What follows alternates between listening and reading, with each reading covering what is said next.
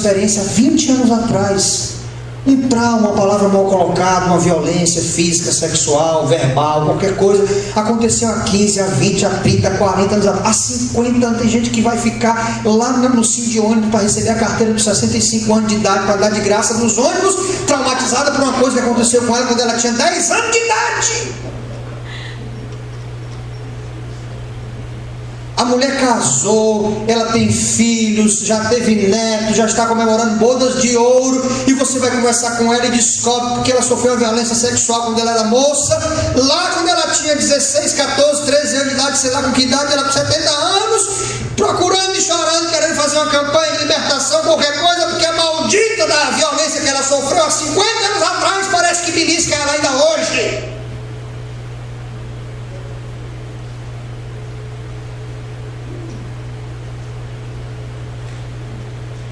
E quando eu digo que o amor de Deus se mostra no formato da vida, ele se mostra no fato de que cada um de nós pode decidir se vai manter o peso de um pico na nossa vida, num intervalo sombrio, ou você vai se aventurar em novos picos.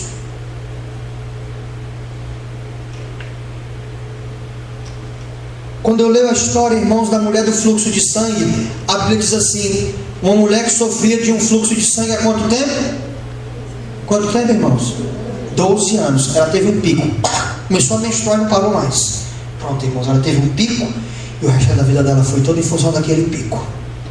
Pegou o dinheiro, gastou todinho, e gastou, e foi gastando dinheiro, e se acabou, e não tinha mais o que fazer, e passava em tudo quanto era canto, era querendo comprar o Carefree, o Mods, o Sempre Livre, e a conversa da cabeça dela, ela sonhava, irmãos, assim, com os absorventes voando, assim, na frente dela.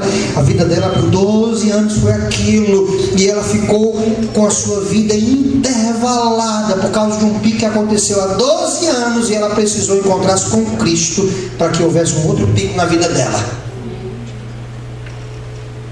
E às vezes as pessoas estão assim, como se alguma coisa na sua vida lá atrás levantou um pico, e você está se arrastando no intervalo e olhando para aquele pico que aconteceu lá atrás.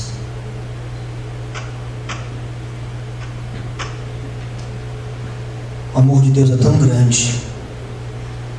Quando a gente diz que Deus escreveu a nossa história, eu quero dizer a você também que quem diz isso tem que dizer assim: sabe aquela violência que você sofreu sexual? Foi Deus que permitiu. Eu não vou dizer isso para você nunca. Foi um safado, um cretino que fez isso. Outro dia uma moça conversando comigo disse: pastor, eu ia na casa de uma pessoa da minha família, chegava lá, o marido dela bulinava comigo. Eu vou dizer para ela: minha filha, foi Deus que preparou você. Irmão, que diabo é que Deus tem a ver com isso? Eu vou dizer para uma pessoa dessa: não, Deus estava ali naquele lugar ali, preparando você. Para quê, irmão? Preparando para quê? Sabe quem vai pagar o papo dessa história dela, irmãos? O marido dela. É o marido dela que vai pagar. Os irmãos sabiam disso? Sabiam? É o marido quem paga. Ele vai casar com ela e não sabe disso. É quando ele chegar lá, que está a mão, ela vai dizer: não. Se minha esposa. Não. Vem conversar com o pastor Palhão. Aí vem conversar e começa a contar uma série de histórias, filosofando o céu, a lua e as estrelas.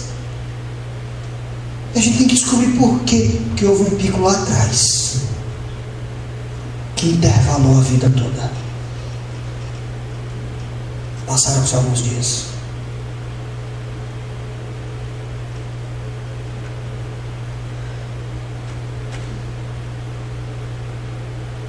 O amor de Deus se mostra no fato de que Ele nos criou livres. Você pode ficar preso a esse pico se você quiser. Você é livre para isso.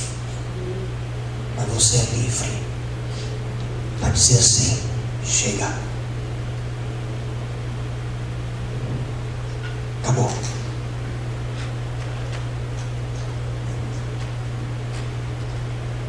Segundo lugar, o amor de Deus nos alcança exatamente nos intervalos. Deus não fala conosco nos picos da vida. Até porque nos picos ninguém quer ouvir a Deus. Não é verdade, irmãos? Quando a gente quer fazer uma besteira, a gente não faz. Faz ou não faz? Deus fala conosco nos intervalos, no passar dos dias, nas maturações, nas lacunas entre os fenômenos que acontecem. Quando você quer muito uma coisa, você não está nem aí para saber o que Deus pensa disso, não é verdade? Você quer aquilo, não é verdade?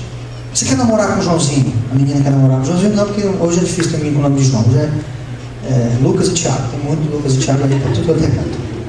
A menina quer namorar com o Lucas ou com o Tiago. Irmãos, o pai dela pode dizer assim: minha filha não namora com esse menino, não. Mas se ela quiser, irmãos, ela vai namorar com ele. Não tem pai, nem mãe, nem pastor, nem Deus, nem ninguém. Ela vai dizer: eu quero, porque eu quero ele, eu quero. Você quer comprar uma coisa, você não faz isso, não é verdade? Quando você quer comprar uma coisa, você fica olhando e tal, e olha, e namora, e vê, e você faz conta: meu Deus, me dá o dinheiro, mas eu vou fazer, eu tenho que ir para um canto que me incentive, que diga: compre, que eu vou te abençoar, tudo posso naquele que me fortalece. Eu tenho que ir para um canto, não vou para o pastor Paulinho, que ele vai dizer: olha, cuidado com esse negócio do cartão de crédito. Eu tenho que ir para um canto, o cara vai me desafiar. Posso fazer um desafio. E aí você vai no pico, que quando você está no pico, você não quer escutar a ninguém. Deus não vai falar com você. Moisés pegou a vara, não foi, irmãos? E aí quando o povo se revoltou, e o povo perguntando as coisas, pedindo as coisas, Moisés chegou: vocês querem saber de uma coisa? Pegou aqui a vara. Vocês querem água agora? Querem água? Quem quer água? Levanta a mão. Todo mundo levantou. Vocês querem água mesmo? Quem quer água? Levanta a mão. Quem quer água? Vocês querem água mesmo de verdade? Vocês vão beber água agora aqui. Vocês vão engolir água aqui. Vocês vão morrer sufocados de água. Deus podia chegar lá e dizer: Moisés, meu servo, não, está no pico. Ele está no pico. Moisés não foi acelerando o coração. E ele foi colocando adrenalina e disse: agora eu vou dar uma paulada nessa rocha tão grande que ou ela se quebra, ou quebra a vara, ou quebra tudo. Eu não quero nem saber se eu vou entrar na Terra Santa. Eu não quero nem saber de mar, de faraó. Eu não quero saber de tijolo, não quero saber de zípora. Não quero saber do raio que o parta. Eu vou partir essa pedra, eu vou te partir no meio, nojenta. Eu vou acabar contigo agora. Vocês querem água? Quem quer água? Levanta a mão. Eu estou perguntando: quem quer água? É agora. Quem quer água? Levante a mão. Pá! Pode beber água até vocês cansarem. Aí quando chegou no intervalo, Deus chamou Moisés: Moisés, vem cá. Senta aqui, Moisés. Moisés agora estava no intervalo, né, irmão? Deu um pico aí. Moisés: oh Senhor, eu me senti tão aliviado. Então, Moisés, você está vendo a terra prometida aí, Moisés? Disse: Senhor. E naquela hora inventou aquela música: eu vou pisar o chão que Deus me deu. O Senhor disse: quem, Moisés? Claro. Ora, eu quem, Moisés? Senhor. 40 anos conduzindo esse povo no deserto. Eu trabalhei 10 anos a mais do que o INSS do Brasil necessita. Eu vou entrar, Moisés. Sabe aquele pico que você deu lá? Qual deles, Senhor? Qual dos picos? Não, Moisés, o último aí você ficou pesado, cara. Eu falei para você falar com a pedra, cara. Mas, Senhor, pedra escuta por um acaso? E Moisés, quem foi que disse que batendo na pedra ela vai chorar, Moisés? Não, Senhor, mas o povo queria água, eu dei água para eles agora. Pois é, Moisés, então você estava no momento do seu pico, não estava? Eu deixei quieto lá, não fiz nada com você, não bati em você no final. Está vendo a terra prometida, Moisés? Vai passar o povo todo na tua frente. Vai entrar. Aquele povo que você mandou perguntou: quem quer água? Quem quer água? Levanta a mão, quem quer água? Sabe aquele povo que você perguntou que queria água? Vai passar de um em um na sua frente, mas você vai ficar só olhando. Ai, Senhor, porque eu vou entrar por outro, porque eu vou fechar o portão. Não é assim, Senhor. Você não vai entrar. Irmãos, e Moisés não entrou. Os irmãos acreditam? Deus fala conosco nos intervalos. Passaram-se alguns dias. Eu tenho a impressão, irmãos, que o pai daquele moço olhou para ele. Não disse nada, mas O olhar foi: é isso que você quer fazer? Porque se eu tivesse que usar uma figura de linguagem para dizer o que é a vida,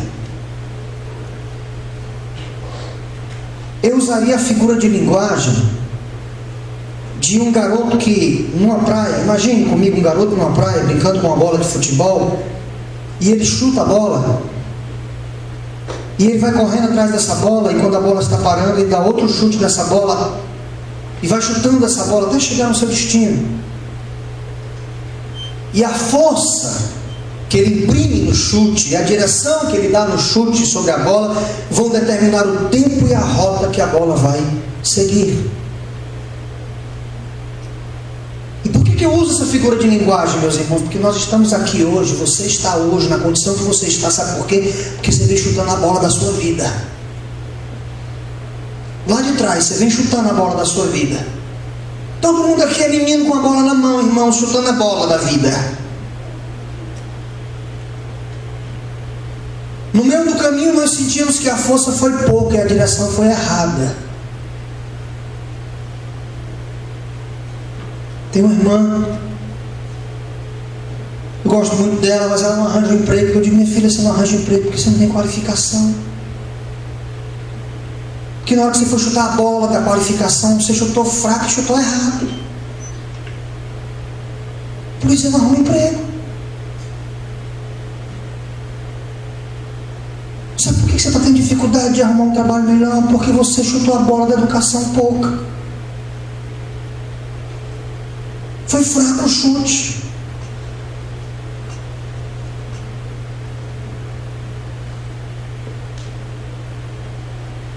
A força que nós colocamos no chute da bola da nossa vida e a direção determinam a rota. Por isso que nós estamos aqui hoje. Por isso que você está onde você está hoje. Porque você chutou a bola da sua vida. E você não precisou nem chutar o balde. Então não chore nem reclame de ninguém.